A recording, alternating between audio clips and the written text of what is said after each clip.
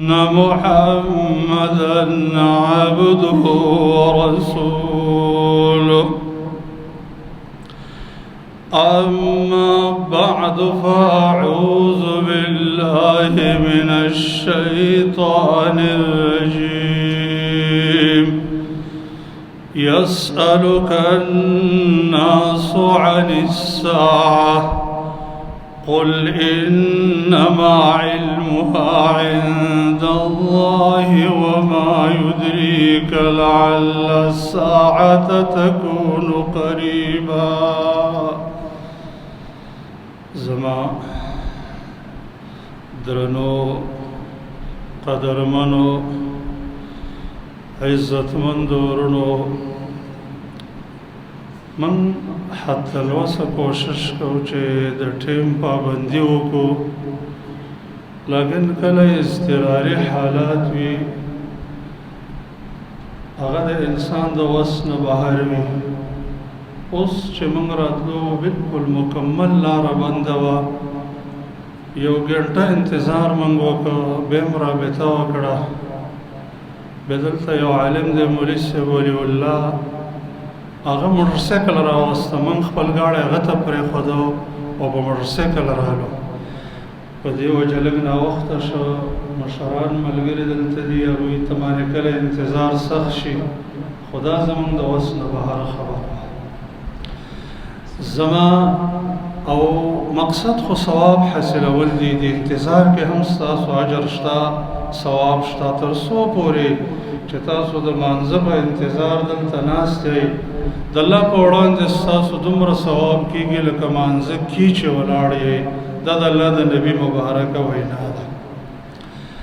زما قدرمنو او عزتمندو ورونو، د تیرو خطباتو نه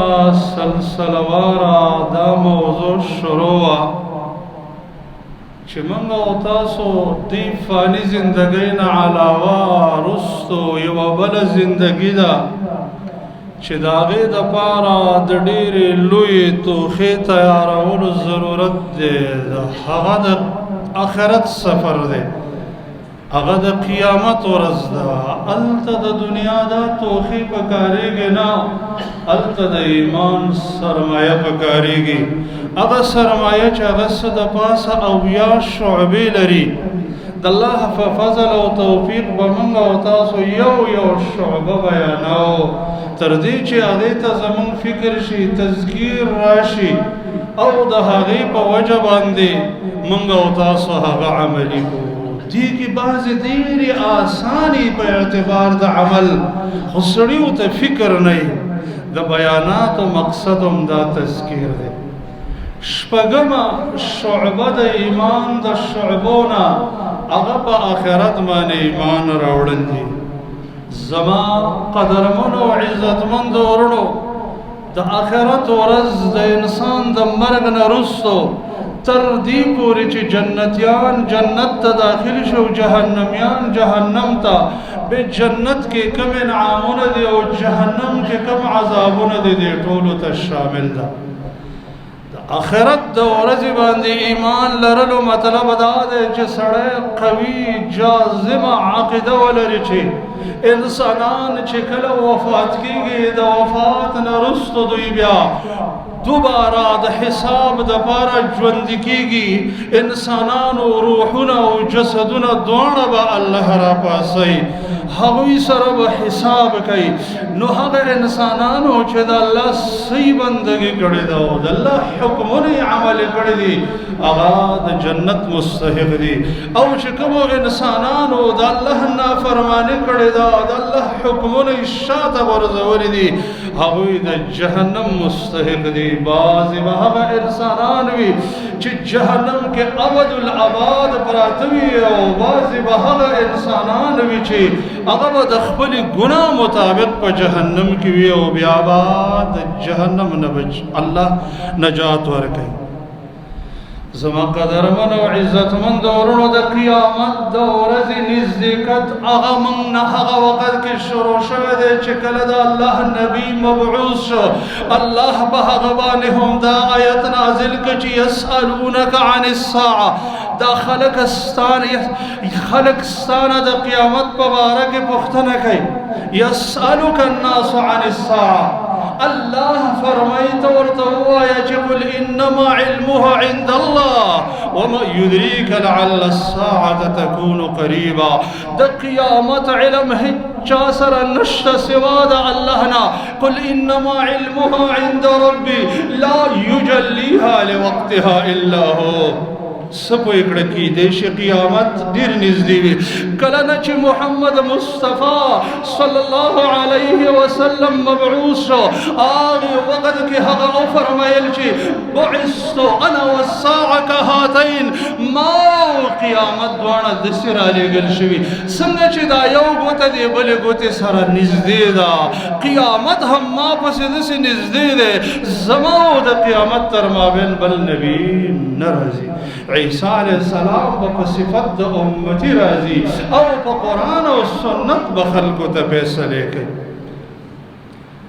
قیامت شکل قائمی کی زما خبورنو دا حقی بازی وارا علامات دی او بازی لوی علامات وارا علامات چی منگا و تاسو بخبلا معاشرہ کے سوچ و فکر کو اکثر دا حقینا مندل شوی دی لیکن نبی کریم صلی اللہ علیہ وسلم دا حقیم ذکر کئی فرمائی چی دا سی دور براشی چی مو بے لرب پا مور بند حاکم شی لرب سرداری او مور با دا حقی خادمی دا حقی وینزی دا سے دور براشی چی غریب فقیر خلق چا غش پنکندی اغیبا پا آبادی کی اگدوالے کئی یو بل سر با دا آبادی پا اگدوالے کی مقابلہ کئی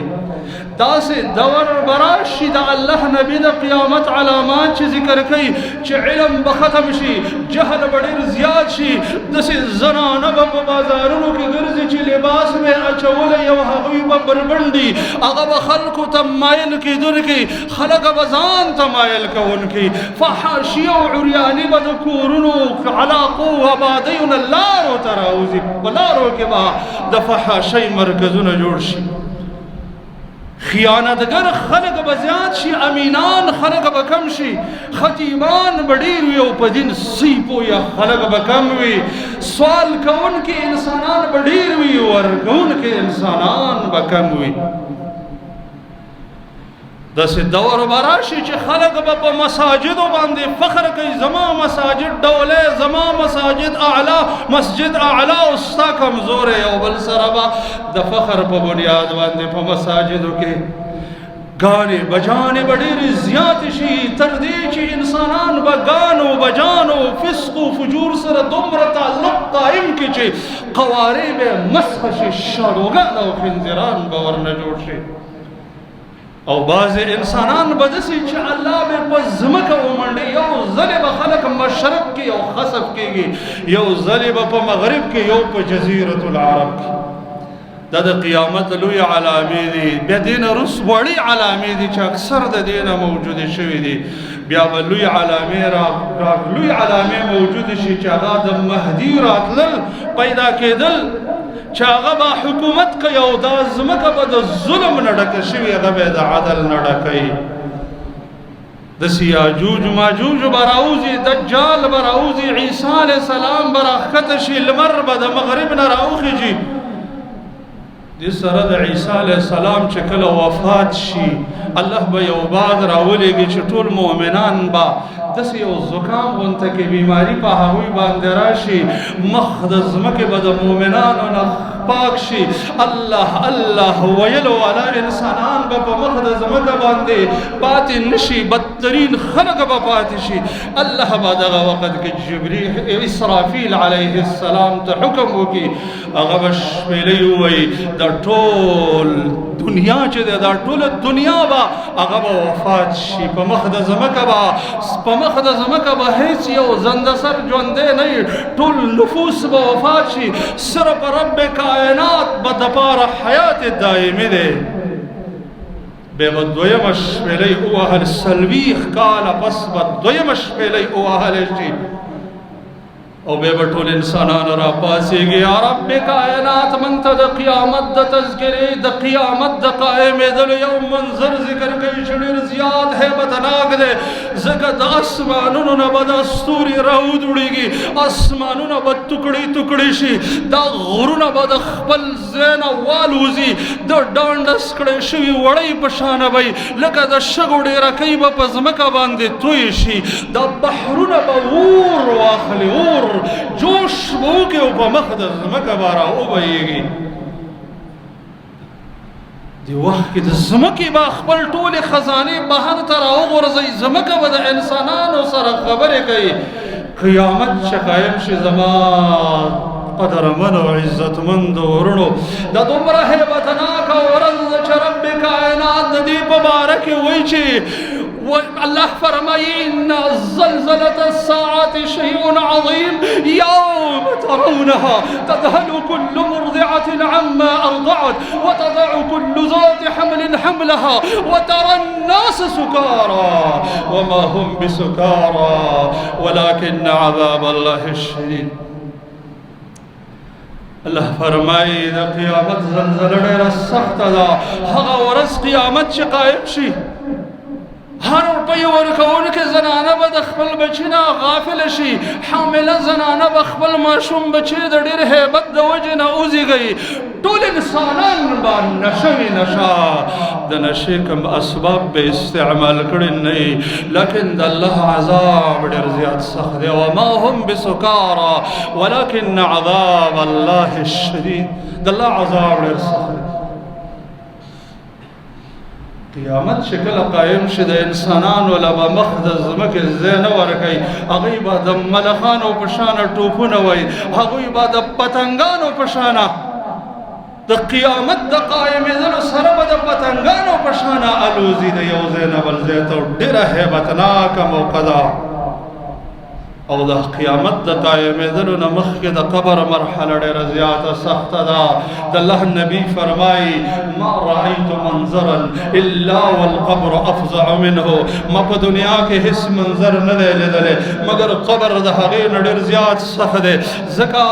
نکیر و منکر انسان ترازی او انسان نسوالو نکی چھے انسان سارا بسوک دے ستا دین سش دے ستا نبی سوک دے دنیا کے کئی انسان دا اللہ دا دین سر تعلق قائم کڑے نغوت ویش زمان رب اللہ دے زمان دین اسلام دے زمان رسول محمد رسول اللہ صلی اللہ علیہ وسلم دے اگر نکیر و منکر دی پختنو کچھے دخولی جوابنا تا دا کم زنیاد کڑے ہو اگر بہت ویش ماتا دا اللہ کتاب راغلے ہو مدہ اللہ کتاب لسلے ہو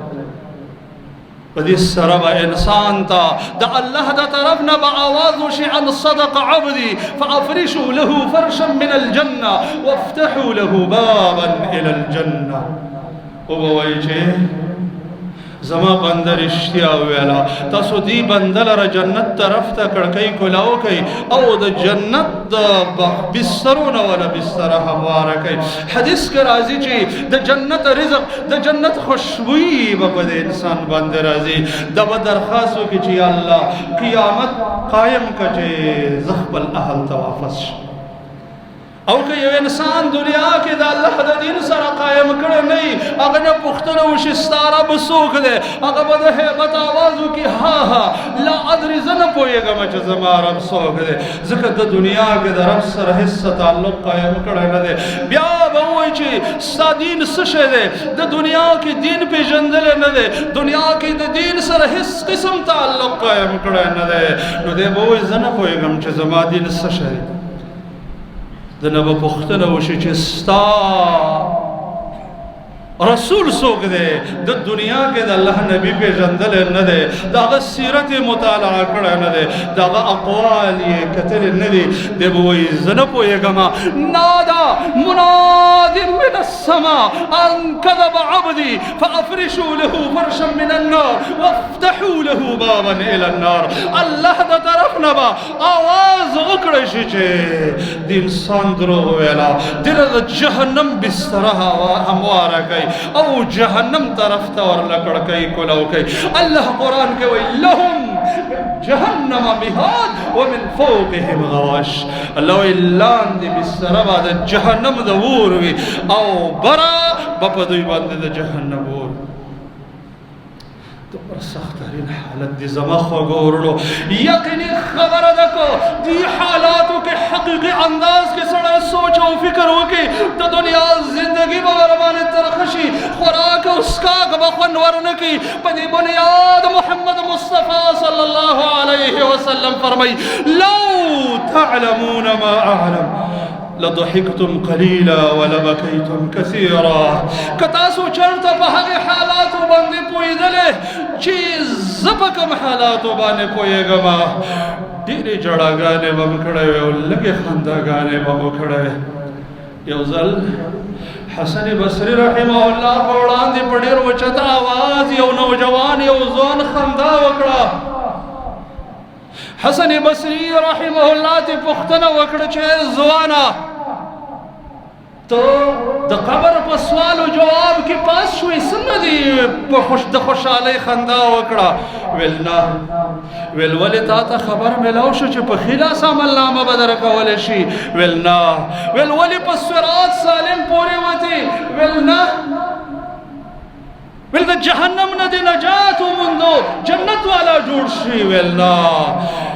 ویل زما دې په الله قسم وي که ستا نه بل کم عقل انسان وي چې دومره ترخه مراحل ستا مخې ته پراته دي، تا له څنګه خندا خوند درکوي او څنګه خندا راځي؟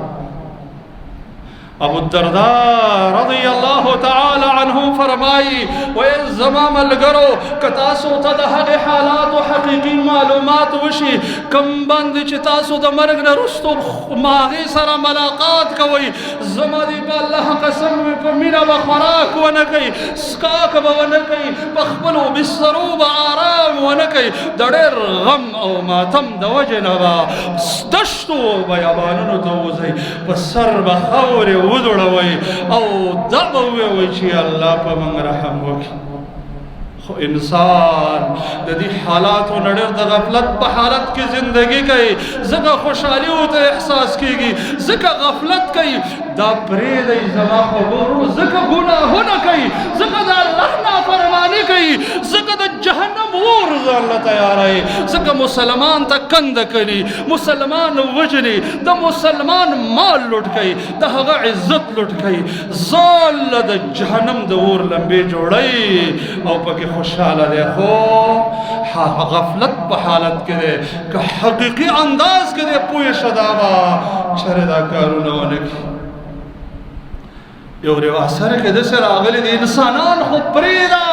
که دا څاروي هم په حقیقي معنا باندې په دې حالاتو باندې پوه شو چې هغوی عقل نه لري، صرف شعور لري. دا څاروي به خپلې چربي ولیکي او تاسو به د هغې چربي ونه خورئ. دومره هیبتناک حالت دی زما خوږو وروڼو. د قیامت د ایمان نه هغې مرحلو باندې هم ایمان راوړل دي، کم مراحل چې قرآن او سنت موږ ته ذکر کړي دي چې یو په هغې کې مرحله د حوض ده چې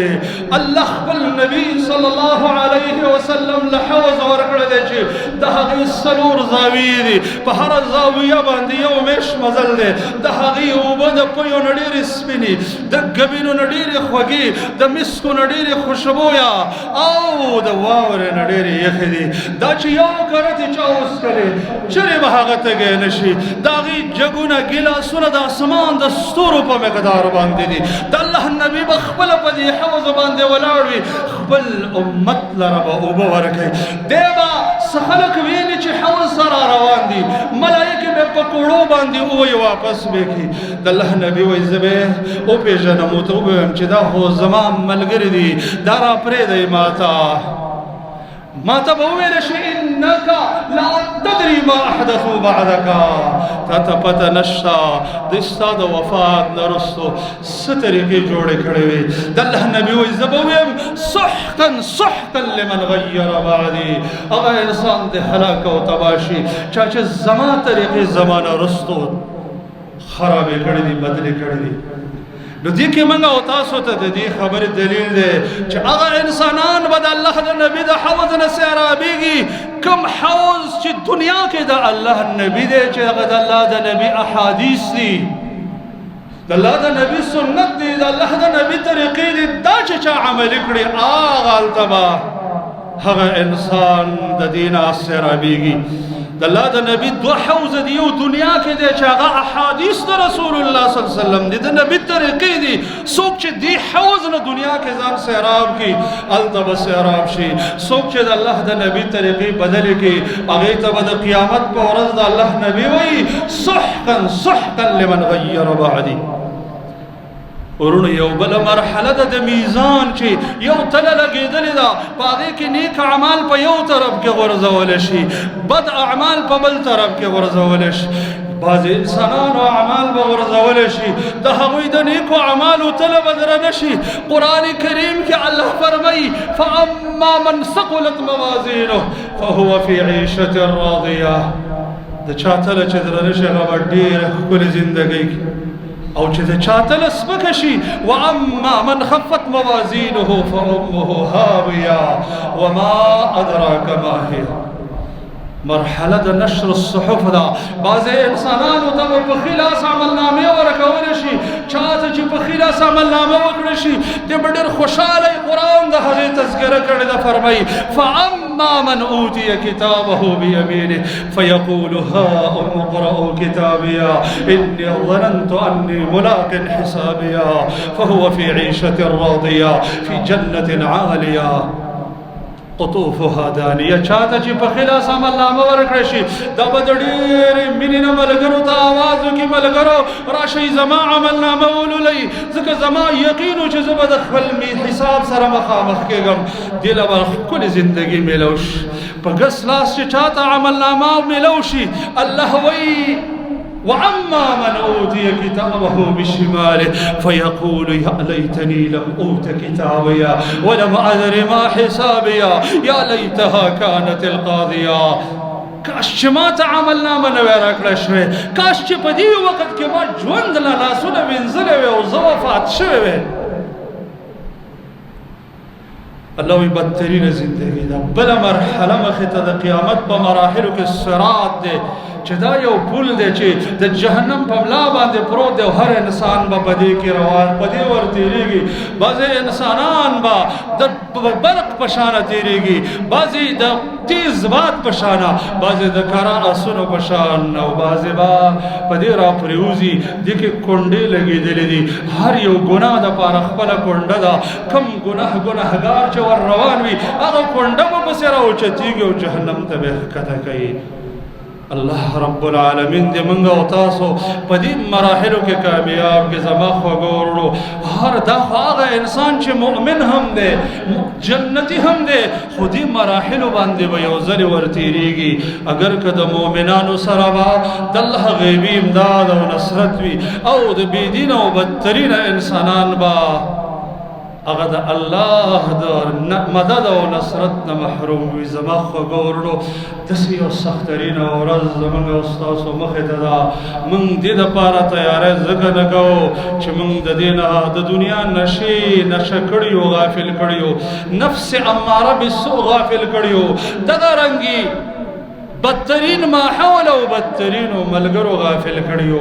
دا د جمعې خطبې دینی بیانات هم په دې بنیاد کېږي چې سړي ته تذکیر وشي ګوره چې دا یو کار دی دې دپاره تیاري ده زما خوږو وروڼو دې سختې ورځې دپاره د ایمان توښه تیارول پکار دي ایمان څه د پاسه اویا شعبې لري چې د الله په فضل او توفیق سره به یوه بیانو په دې کې ډېرې داسې دي زما خوږو وروڼو چې موږ او تاسو له په ورځ کې په مخه باندې ډېرې راځي خو موږ او تاسو غفلت کوو د مثال په طور به یو ذکر کوو یو ضرري شیز د لارې نه لرې کول دا د ایمان شعبه ده دا میزان درنی د دې په وجه انسان جنتي جوړېږي جنتي وړه خبره نه ده یو ضرري خاص لرې کولو په وجه د الله نبي یو انسان جنتي جوړ شو یو شعبه د مسلمان سره په کوله او تندي ملاوېدل دا څومره آسان کار دی چې مسلمان سره په کوله او تندي ملاوېدل یا مسلمان ته مسکا کول مسکا یا مسلمان ته دعا کول بلکې د مسلمان په باره کې دا زړه صفا کول دا یوه شعبه ده داسې ښکلې ښکلې شعبې دي ډېرې اسانې دي ډېرې اسانې خو زموږ او ستاسو ورته فکر نشته د خطبات کې دا موضوعګانې په دې بنیاد تعینېږي چې زموږ او ستاسو ورته فکر پیدا شي او موږ او تاسو د ایمان شعبې عملي کو او د سختې ورځې دپاره تیاری وکړو الله دې موږ او تاسو لره د دین باندې د عمل کولو توفیق راکړي او الله دې موږ او تاسو د ګناهونو محفوظ کړي رب العالمین دې موږ او تاسو ته د ایمان د شعبې د عمل کولو توفیق راکړي او رب العالمین دې زموږ دا عمل چې په دې کې په سونو زرګونو دینی مراکز دي الله دې د ټولو کفارو د هر قسم دسیسو نه محفوظ کړي او رب العالمین دې د دینی مراکزو حفاظت وکړي الله دې مزید دې د دین چینې روانې کړي او د دې دشمنان دې الله نقص نابود کړي الله دې په خپل غیبي نصرت او امداد باندې د دې دینی مراکزو او د دې کور حفاظت وکړي اقول قولي هذا استغفر الله لي ولكم ولسائر المسلمين